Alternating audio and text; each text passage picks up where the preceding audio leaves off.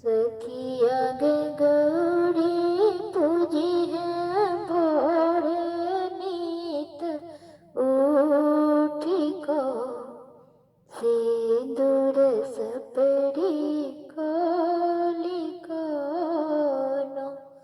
सखिया गे गौरी पूजी है भोर नीत उठी को सिंदूर सपड़ी खोली को ना। सखिया के सासु बड़ी सौखीन देलखिन सोनक डाली कीन। सखिया के सासु बड़ी सौखीन देलखिन सोनक डाली कीन।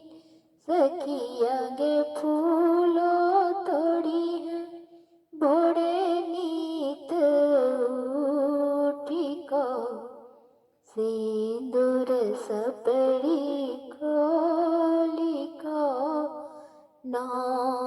सखिया गे फूलो तोड़िए भोरे नीत उठी को सिंदूर सपड़ी खोली को ना।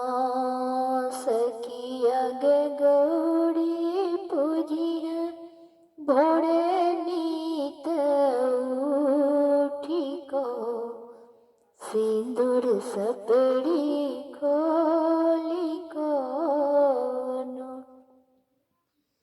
सखिया के गोतनी बड़ी सौखीन देलखिन सोनक सपड़ी कीन। सखिया के गोतनी बड़ी सौखीन देलखिन सोनक सपड़ी कीन। सखिया गे गौरी पूजी है भोर नीत उठी को सिंदूर सपड़ी खोली कोनो। सखिया गे गौरी पूजी है भोर नीत उठी को सिंदूर सपड़ी खोली कोनो। सखिया के ननदी बड़ी सौखीन देलखिन सोनक लटिया की। सखिया के ननदी बड़ी सौखीन देलखिन सोनक लटिया कीन। सखिया गे जालो बढ़िए भोरे नीत उठी को सिंदूर सपड़ी खोली को ना।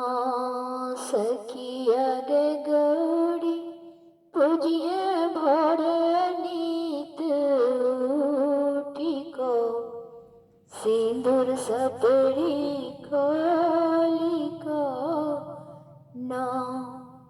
एकटा गौड़ गीत चले। यदि अहाँ सबके नीक लागे तो हमर मिथिला परंपरा चैनल के लाइक शेयर और सब्सक्राइब करब। सुनबाक लेल धन्यवाद। जय मिथिला जय मैथिली।